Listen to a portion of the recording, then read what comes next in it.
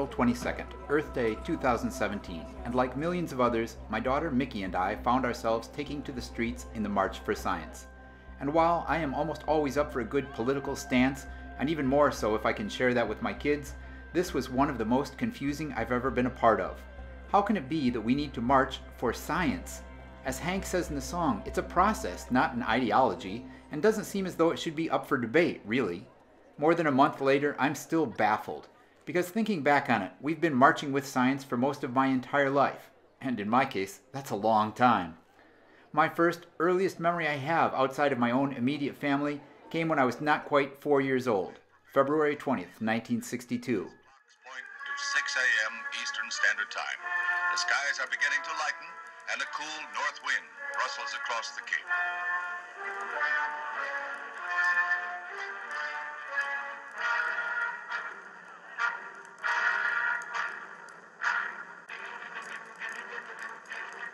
Colonel's date with destiny comes 10 months after the Russians claimed an orbital flight by Yuri Gagarin, and less than a year after Alan Shepard blazed a suborbital trail for the U.S. This is the climax of 3 years of training.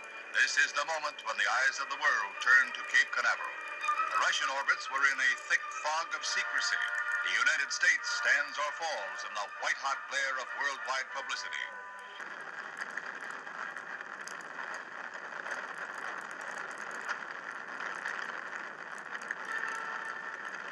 Everything is go. The takeoff of the Atlas, blasted aloft by 360,000 pounds of thrust, carries the Mercury gracefully skyward. The Friendship 7, climbing rapidly out of the Earth's atmosphere, exerts a pressure of 6 times the force of gravity on the astronaut. Loud and clear, he reports back to Mercury Control, reading off his instruments, commenting on his reactions, all as coolly and calmly as if he was commuting on the 827. Glenn is able to control the yaw and pitch of the vehicle himself. Now comes the moment when the Mercury is turned so that Glenn will be seated facing backwards. He checks with ground control. Roger, 0G, and I feel fine. Capsule is turning around. Oh, that view is tremendous. Roger, turnaround has started. Capsule turning around, and I could see the booster during turnaround just a couple of 100 yards behind me. It was beautiful. Roger, 7. You have a go. At least 7 orbits. Roger. Understand go for at least 7 orbits. He speeds at 17,500 miles an hour, reaching a high point of 160 miles and a low altitude of 99. Yes, as a young boy, space travel made up most of what I thought about science. That's what we all thought about science. We watched every real-life mission that NASA put out, and before Star Trek took over our lives, we had shows like this classic. The Thunderbirds were all about rockets and jets and rockets that went underwater, and basically really cool adventures. And when our eyes weren't glued to the television, we were playing out our own adventures. And often enough, that meant, well, let's just take a moment for this word from a favorite sponsor. Meet Major Matt Mason, Mattel's man in space and the bravest astronaut yet. He lives on the moon. We may all be there soon. And he gets around with a jet. Until Sergeant Storm in his red uniform, Major Matt worked all alone. Now, together, they face the dangers of space and seek to learn the unknown. The machines that they drive seem almost alive as they transport the adventurous pair. The new Astrotrack whips through the black, and Firebolt even goes where they meet Captain Laser, his space gear ablaze with energy stored from the stars. He's a giant, it's true, but a friendly one who spent his boyhood on Mars. An exciting place, the world of space, as all the astronauts know. This world is swell. It's made by Mattel. With it, how far can you go? As the 1960s moved into the 1970s and the Apollo missions slipped into the past, science didn't go away, but it became more universal, more tied to our lives on Earth. But it could still be gloriously adventurous, and nothing embodied that more than one heroic individual. Cousteau was everything we admired in the 1970s. Brave, inventive, idealistic, artistic, and more than anything, dedicated to the Earth and stopping its destruction at the hands of man. And we needed that. The energy crisis in the middle of the decade forced us to suddenly consider how we were treating the resources of the planet, and whether it was reasonable to expect infinite growth in a planet with finite resources. He would say, if I knew what I expected to see, why would I go? Why would I even look? Kennedy had taken us to the moon, but it was Richard Nixon who brought us to the Environmental Protection Agency, and Jimmy Carter who first tried to drive home lessons about conservation and sustainability. And then came the 1980s and Ronald Reagan, who promised sunshine and happiness if we would just focus on the economy and the ideas of trickle-down economics. Ronald Reagan, who appointed James Watt as Secretary of the Interior. If you are too young to remember Watt, let me tell you that he would have fit perfectly with current cabinet members Rinke and Pruitt. He was a lawyer who had specialized in defending individuals and businesses opposed to environmental rules and regulations. So that now that I've thought back on it, I guess that having to speak up for those who pit business interests against science in general and the preservation of the planet in particular is nothing new. This is sad because it's a false choice if ever there was one. Sustainable energy production offers great business potential and should be a driving force in our economy, not a handicap. But too many people want to romanticize a past that never was, and so, apparently, every decade or two, we have to get out here and speak up for what should be obvious. Aguilar represents our local communities in District 31. He has committed to strengthening our clean air and water standards. Yes. He also promotes investing in clean energy technology and in reducing carbon emissions to combat global warming. Representative Aguilar has both the support of the League of Conservation and the Sierra Club.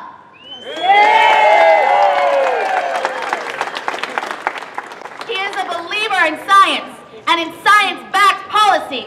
It is my pleasure to introduce you to my representative, Pete Aguilar.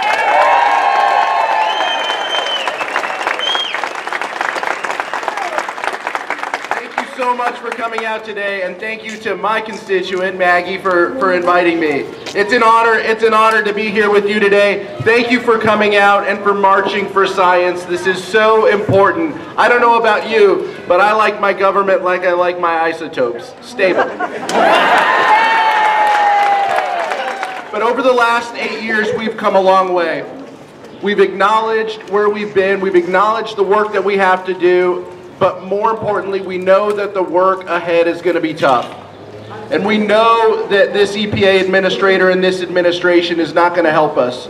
We know that they don't believe in this. This may be an alternative fact for them, but this is real life for Inland Empire families.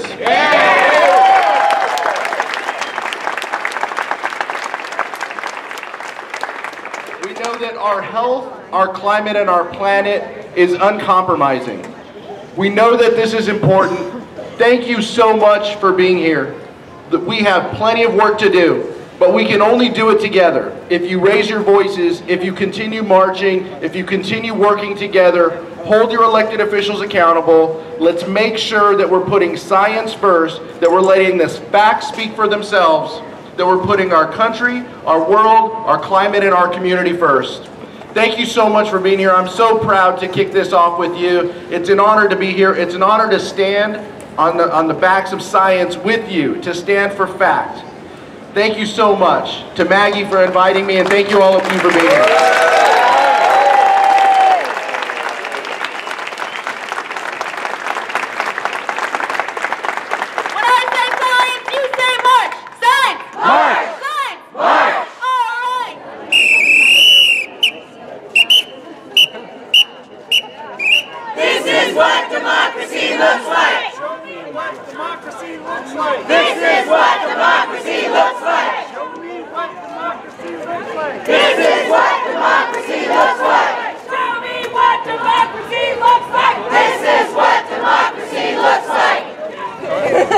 Everybody on the Rise have Facebook signs. We're trying to keep everybody coordinated and motivated for the next 4 years.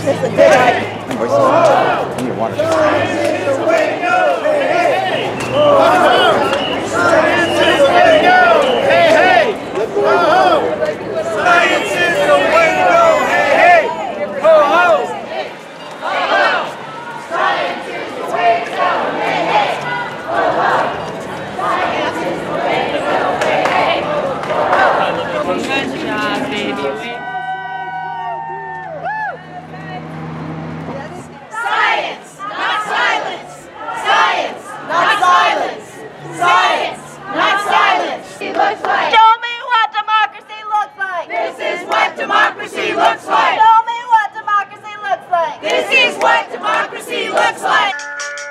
Yes, the past few weeks have had me thinking more on the science of cardiology than astronomy or oceanography, but all of science is still an adventure in the pursuit of knowledge, understanding, and truth.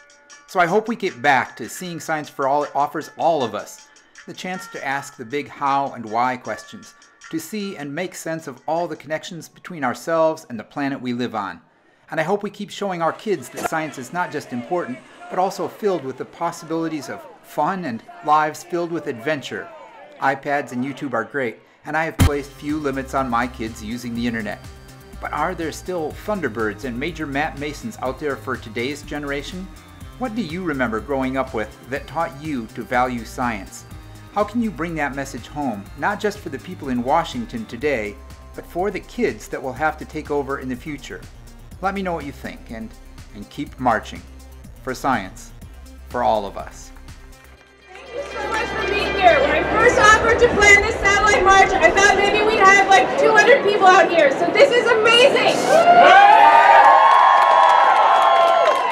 So our local Riverside March for Science is committed to promoting evidence-driven policymaking, accessible science education for everyone, and diversity and inclusion in the sciences. We also want to help connect all of you to the local research going on in the Inland Empire.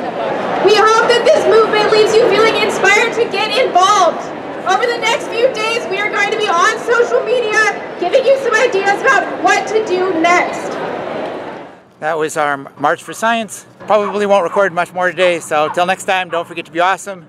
And we will talk to you again soon. Hopefully tomorrow, maybe the next day, I don't know.